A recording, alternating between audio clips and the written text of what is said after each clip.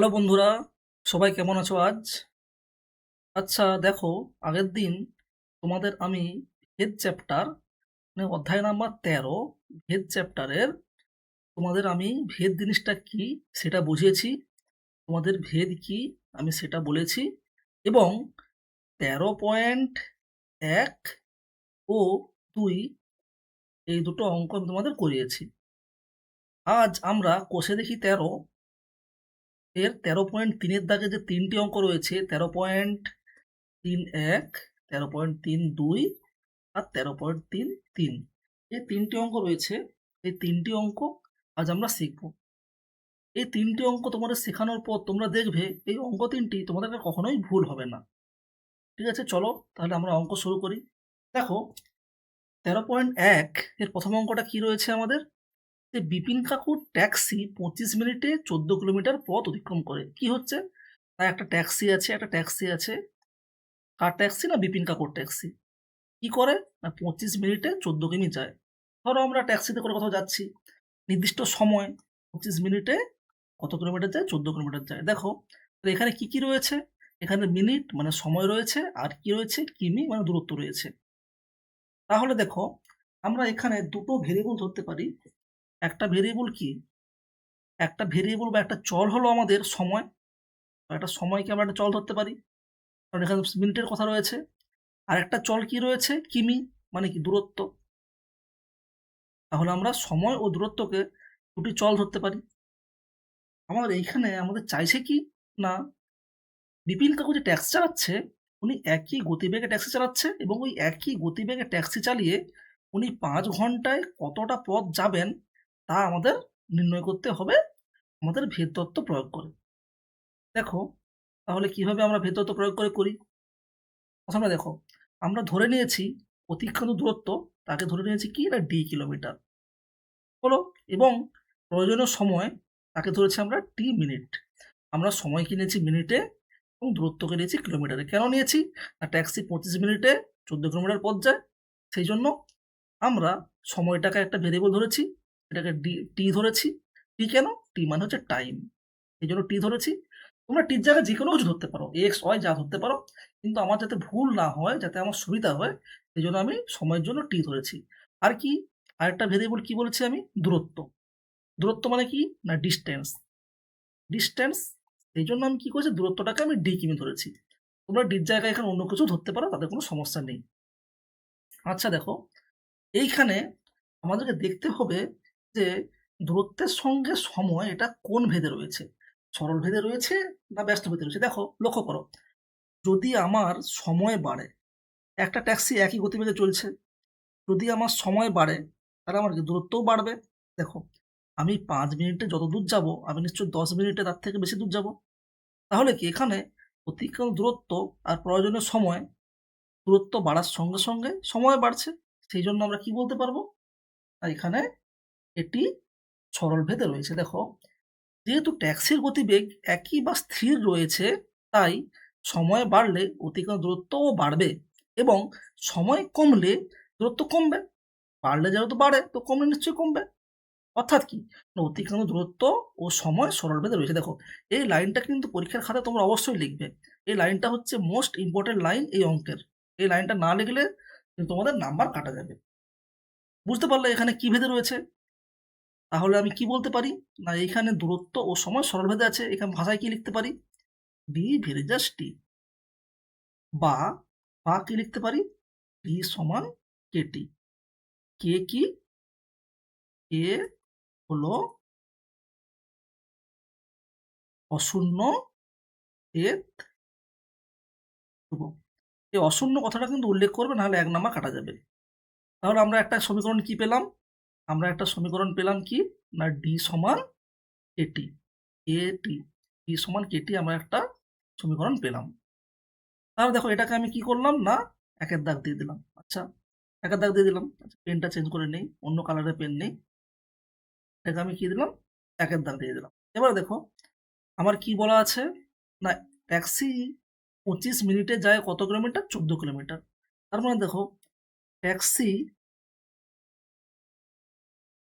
25 মিনিটে যায় 14 কিলোমিটার।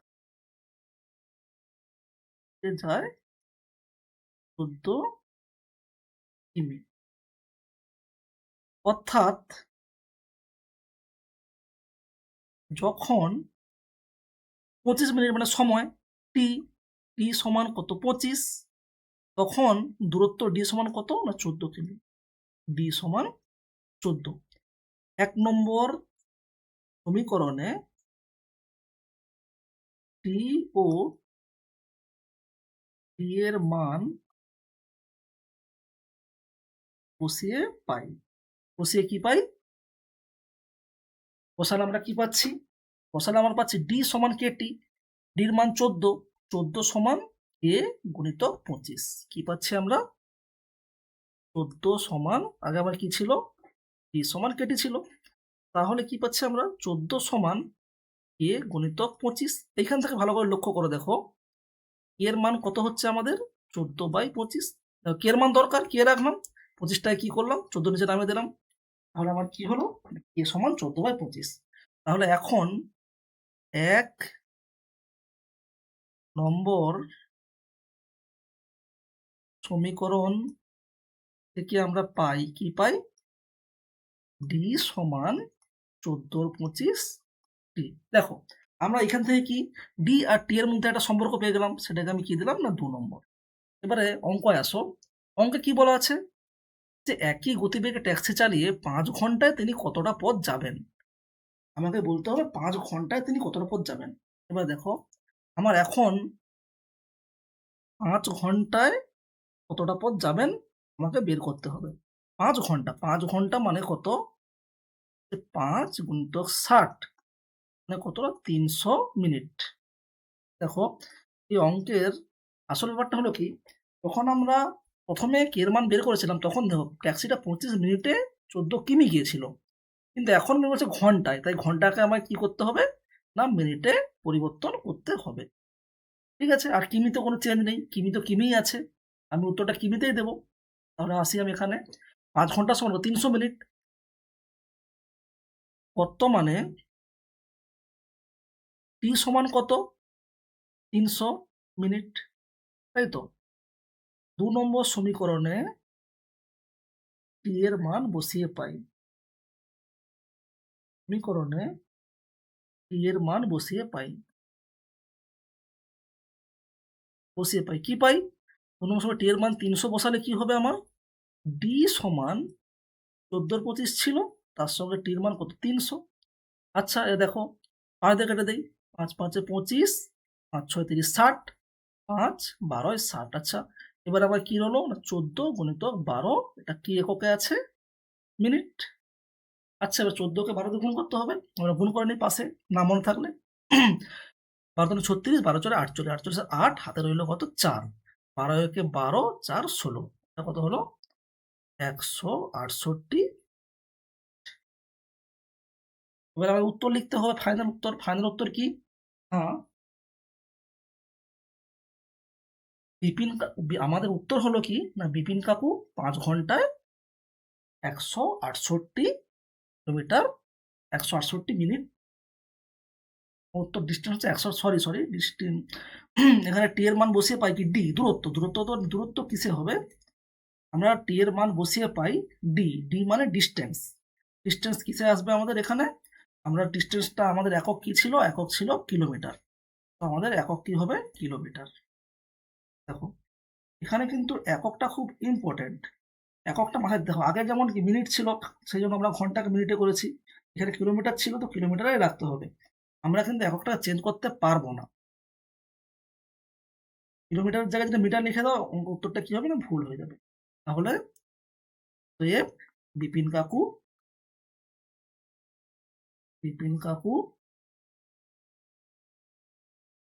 5 ঘন্টায় 168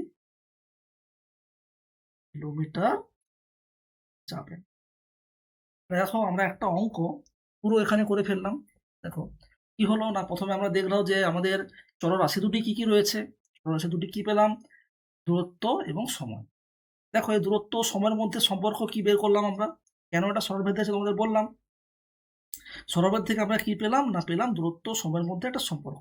এখান থেকে আমাদের যে কন্ডিশন দুটো দেওয়া রয়েছে, যেমন বলা আছে কি 25 মিনিটে 14 কিমি পথ অতিক্রম করে, সেই কন্ডিশন দুটো বলা আছে। সেই দুটো কাজের আগে আমি কার মান বের করবো না কে এর মান বের করবো। সব অঙ্ক একই। এর মান বের করা হয়ে গেলে আমরা একটা সমীকরণ পাবো। সেই সমীকরণে যদি আমার দূরত্ব বলা থাকে, দূরত্বের মান বসাবো, বসিয়ে আমি পাবো সময়। আর যদি সময়ের মান বলা থাকে তাহলে আমি সময়ের মান বসাবো, বসিয়ে পাবো দূরত্ব। তাহলে তোমরা ব্যাপারটা বুঝতে পারলে যে জিনিসটা কিভাবে হলো। এবারে চলো 3.2, দেখো 3.1 আর 3.2 প্রায় একই রকম অঙ্ক। দেখো এখানে কি বলছে দেখো। তাহলে আমাদের আমি যে বললাম যে প্রথমে আমাদের কি করতে হবে না, কোন দুটো আমাদের ভেরিয়েবল হবে বা চলরাশি হবে সেই দুটো চলরাশি আমাদের খুঁজে বের করতে হবে। এইখানে দেখো কি কি চলরাশি রয়েছে। বলেছে আমাদের স্কুলের প্রথম শ্রেণীর 24 জন শিশুর মধ্যে একবার এক বাক্স সন্দেশ আমরা ভাগ করে দিয়েছি। কতজন শিশু রয়েছে না 24 জন শিশু, সমান ভাগে ভাগ করা হয়েছে। প্রত্যেকে 5টি করে গোটা সন্দেশ পেল। যদি শিশুর সংখ্যা 4 জন কম হতো তবে কতগুলি সন্দেশ পেত তা ভেদতত্ত্ব প্রয়োগ করে হিসাব করি। এইখানে কি কি ভেরিয়েবল দেখতে পাচ্ছি দেখো ভালো করে। শিশু রয়েছে, আর কি রয়েছে না সন্দেশ রয়েছে। তার মানে কি দুটো আমি পেয়ে গেলাম, একটা শিশু আর একটা সন্দেশ হলো। এবারে দেখো আমাকে দেখতে হবে যে এটা সরল ভেদে আছে না ব্যস্ত ভেদে আছে। একটা জিনিস লক্ষ্য করো, আগে দেখো আমাদের কি রয়েছে, আমি ধরলাম শিশুর সংখ্যা n জন, আর কি ধরলাম না প্রত্যেক শিশুর পাওয়া সন্দেশের সংখ্যা st হলো। এবারে আমাকে চেক করতে হবে যে এটা কোন ভেদে রয়েছে। এটাই আসল, এই অঙ্কের আসল জায়গা এটা। এটা কোন ভেদে রয়েছে, সরল ভেদ না ব্যস্ত ভেদ। দেখো একটা জিনিস দেখো, ধরো একটা জায়গায় 5টা সন্দেশ আছে, ঠিক আছে, সেটা 10টা শিশুর মধ্যে ভাগ করা হলো। এবারে বলো যদি 5টা নয়, ধরো এখানে 10টা সন্দেশ আছে, 10টা সন্দেশকে আমি যদি 5টা শিশুর মধ্যে ভাগ করে দিই, প্রত্যেকে কটা করবে 2টা। দেখো আচ্ছা, আমি শিশুর সংখ্যা যদি এখানে বাড়িয়ে দিই, 5 থেকে বাড়িয়ে 10 করে 10টা সন্দেশ, তাহলে কি দেখো প্রত্যেকে পাচ্ছে একটা। দেখো শিশুর সংখ্যা বাড়লে সন্দেশের সংখ্যা কি হচ্ছে কমছে, শিশুর সংখ্যা বাড়লে সন্দেশের সংখ্যা কমছে। দেখো যখন একটা রাশি বাড়ার জন্য আর একটা রাশি কমে যাবে তখন আমাদের কি হবে, সেটা ব্যস্ত ভেদ রয়েছে। দেখো যেহেতু মোট সন্দেশের সংখ্যা স্থির, দেখো সন্দেশ তো আর বাড়ছে না কমছে না, কতগুলো সন্দেশ ছিল সেই সন্দেশই ভাগ করা হচ্ছে। যেহেতু মোট সন্দেশের সংখ্যা স্থির তাই শিশুর সংখ্যা বাড়লে প্রত্যেকে কম সন্দেশ পাবে এবং শিশুর সংখ্যা কমলে প্রত্যেকে বেশি সন্দেশ পাবে। অর্থাৎ শিশুর সংখ্যা ও সন্দেশের সংখ্যা ব্যস্তভেদে রয়েছে। অতএব আমরা কি বলতে পারি, শিশুর সংখ্যা n এটা ব্যস্তভেদে রয়েছে, ভেরিজাজ 1/s। বা আমরা কি বলতে পারি n সমান কেস। দেখো আমরা এই ভ্যারিজার চিহ্নটাকে তোলার জন্য আমরা কি করি, হ্যাঁ একটা ধ্রুবক কে আনি। কে কি, এটাকে আমরা 1 নম্বর দিলাম, এ হলো একটি অশূন্য ভেদ ধ্রুবক, একটি অশূন্য ভেদ ধ্রুবক। অশূন্য কথাটা অবশ্যই লিখবে, নাহলে 1 নম্বর কাটা যাবে। ঠিক আছে, দেখো 1 নম্বর সমীকরণ আমি পেয়ে গেলাম। এবার 1 নম্বর সমীকরণে আমি যদি কে এর মানটা আমাকে বের করতে হবে, তার জন্য আমার কি দেওয়া আছে, দেখো দেওয়া আছে 24 জন শিশু কি যদি দেওয়া হয় তাহলে প্রত্যেকে পায় 5টি করে। 24 জন শিশুর মধ্যে সমান ভাগে ভাগ করায় প্রত্যেকে পায় 5টা করে। দেখো এখান থেকে কি বলতে পারি না, অর্থাৎ n এর মান কত 24, যখন সন্দেশ কি s ধরেছি, s সমান কত 5। 1 নম্বর সমীকরণে n ও s এর মান বসিয়ে পাই। দেখো 1 নম্বর সমীকরণে n সমান k বাই s।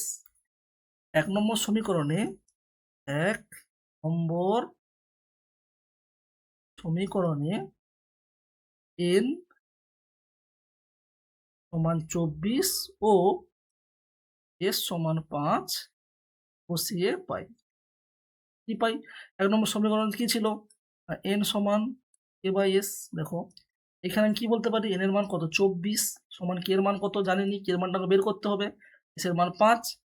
এখান থেকে আমরা কি বলতে পারি, k সমান 24 গুণিতক 5, 24 কে 5 দিয়ে গুণ করলে কত হয়? 5 4 20 0, হাতে 2, 5 10, 2 12, 120। দেখো আমরা কিন্তু ভেদ ধ্রুবক এর মান পেয়ে গেলাম। অতএব 1 নম্বর থেকে পাই কি পাই? n সমান k/s, k এর মান কত? 120/s, এটাকে আমি কি দিলাম না 2 নম্বর। আচ্ছা এবার দেখো কি চাইছে, দেখো যদি শিশুর সংখ্যা 4 জন কম হতো তাহলে প্রত্যেকেই কতগুলি সন্দেশ পেত। আচ্ছা দেখো বর্তমানে শিশুর সংখ্যা 4 জন হলে শিশুর সংখ্যা 4 জন কম হলে বর্তমানে শিশুর সংখ্যা কি? n সমান কত? 24 থেকে 4 বাদ দাও, 20। দেখো 24 ছিল, বলো 4 জন কমে গেছে, তাহলে এখন 20। এবারে দেখো n সমান, দেখো এখানে এবারে কি দেখো n এর মান 20, n এর মান 20 যখন আমি 2 নম্বর সমীকরণে বসাবো তখন আমি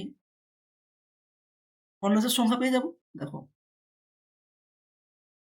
n সমান 20 হলে 2 নং থেকে পাই কি পাই? 20 সমান 120/s। আচ্ছা s সমান কত? 120/20, 0 0 কাটলো, 2 6 20, 6 6টা কি না টি। দেখো তাহলে আমাদের উত্তর কি হবে? শিশুর সংখ্যা 4 জন কম হলে প্রত্যেক শিশু, অতএব শিশুর সংখ্যা 4 জন কম হলে প্রত্যেক শিশু 6টি করে সন্দেশ পাবে। আচ্ছা ধরো অঙ্কটা বুঝতে পারলে, এবারে পরের অঙ্ক চলো। আচ্ছা দুটো অঙ্ক তোমরা শেখালাম, 3 নম্বর অঙ্ক এটা। তাহলে তোমরা বুঝতে পেরে গেছো কি ধরতে হবে, মানে আমার চলরাশিগুলো কে কে হবে এবং তাদের মধ্যে ভেদ সম্পর্ক বের করতে হবে। প্রথমে দেখো চলরাশি কে কে রয়েছে, না কি হয় না একটা পুকুর কাটা হচ্ছে, 50 জন গ্রামবাসীর 18 দিন লেগেছে। তার মানে কি জন একটা চলরাশি আর দিন একটা চলরাশি হলো, দুটো চলরাশি আমরা পেয়ে গেলাম। এটা একটা চল, এটা একটা চল পেয়ে গেলাম। আচ্ছা একটা জিনিস বলো, 50 জন গ্রামবাসী যদি একটা পুকুর 18 দিনে কাটে, দেখো 50 জন গ্রামবাসী 18 দিনে কাটছে, এবার যে গ্রামবাসী যদি বাড়াই অবশ্যই আমার দিনের সংখ্যা কমবে। তার মানে আমরা এখানে কি পেয়ে যাচ্ছি, এটা ব্যস্তভেদ পেয়ে যাচ্ছি হলো। দেখো এবারে কি করছি আমি, ধরি লোকের সংখ্যা p জন এবং পুকুর কাটতে প্রয়োজনীয় দিন d দিন। এবারে কি ভেদ সম্পর্ক সেটা আমরা দেখবো। দেখো যেহেতু কাজের পরিমাণ একটা পুকুর কাটা নির্দিষ্ট, এখানে কাজ কিন্তু বেশ বাড়ছে না, কাজ কিন্তু নির্দিষ্টই রয়েছে, তাই লোক সংখ্যা বাড়লে দিন সময় কম লাগবে এবং লোক সংখ্যা কমলে দিন সময় বেশি লাগবে। তার মানে কি লোক সংখ্যা আর দিন সংখ্যা ব্যস্তভেদে রয়েছে, অর্থাৎ আমরা কি লিখতে পারি? p ভেরিজাজ 1/d হলো, বা আমরা লিখতে পারি p সমান k/d। এটা আমরা 1 নম্বর দিয়ে দিলাম, যেমন লিখি k ভেদ ধ্রুবক, লিখে দেবো k ভেদ ধ্রুবক। অশূন্য ভুলে গেছিলাম, অশূন্য লিখতে হবে, বুঝতে পারলে? তাহলে কি আমরা এই সমীকরণটা পেয়ে গেলাম। দেখো আগে দুটো অঙ্ক বড় করে করেছি, এটা আমি শর্টে করাচ্ছি, ঠিক আছে? ভাষাটা আগে দুটো অঙ্ক থেকে লিখে নেবে। আমার k সমান p সমান k/d, আমার k এর মান বের করতে হবে। প্রথমে কি বলা আছে, 50 জন 18 দিনে কাটে, 50 জন মানে কি p জন কত না সেটা 50, কত দিনে করে না 18 দিনে করে, তার মানে আমার d সমান কত 18। দেখো p এর মান 50 আর d এর মান 18, যদি আমি 1 নম্বরে বসাই আমি কি পাবো? p এর মান 50 সমান k/d এর মান 18। এখান থেকে k এর মান আমরা কত পাচ্ছি? 50 × 18। আচ্ছা গুণ করা যাক, 5 দিয়ে গুণ করি 18 কে, 8 5 40, 0 হাতে 4, 5 থেকে 5 4 90, আর একটা কি 0 বসে গেল 900। k এর মান কি পেলাম? 900। তাহলে 1 নম্বর থেকে আমরা কি পাচ্ছি না p সমান 900/d। আচ্ছা এবারে বলছি 15 দিনে কাটতে গেলে অতিরিক্ত কতজন লোককে কাজ করতে হবে। আবার বর্তমানে আমাকে কি করতে হবে না 15 দিনে কাটতে হবে, তার মানে আমার দিন সমান কত 15। দেখো এই দিনের মান যদি আমি এইখানে বসিয়ে দেই পির মান পেয়ে যাবো, পির মান কত হচ্ছে 900/15। আচ্ছা 15 দিনে 45, 15 4 60, 15 5 কত 15 কাটার দরকার নেই, 5 দিয়েই কাটো না, 5 3 15, আর 5 একে 5, 5 × 4 180, 3 6 18 60। আচ্ছা, p সমান 60। এখন কি হচ্ছে না, উত্তরটা কি হবে না, 15 দিনে পুকুর কাটতে গেলে অতিরিক্ত কতজন লোককে কাজ করতে হবে? দেখো, 50 জন গ্রামবাসী 18 দিনে কাটছে। এখন যদি 15 দিনে কাটতে হয় তাহলে কতজন লাগবে? 60 জন লাগবে। শেষ ভাষাটা আমি লিখে দিই, দেখো। কাজটি 15 দিনে করতে হলে 60 জন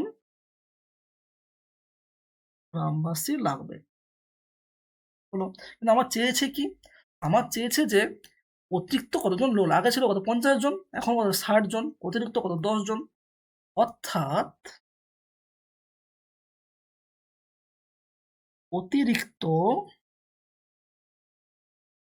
60 মাইনাস 50 জন লোক। এখানে অঙ্কটা শেষ। বুঝা গেল? তোমাদের আমি একটা সরল ভেদের অঙ্ক এবং দুটা ব্যস্ত ভেদের অঙ্ক করালাম। আশা করি তোমরা অঙ্কটা বুঝতে পারছো। আজকের এই ভিডিওটা এইখান পর্যন্ত। পরের ক্লাসে নেক্সট ভিডিওতে তোমাদেরকে আমি 13.4-এর যে অঙ্কগুলো রয়েছে সেই অঙ্কগুলো কষাবো। আশা করি তোমরা বুঝতে পারছো। দ্য ম্যাথ ক্লাসরুম চ্যানেলকে তোমরা সাবস্ক্রাইব করো এবং আমার ভিডিওটা লাইক করবে।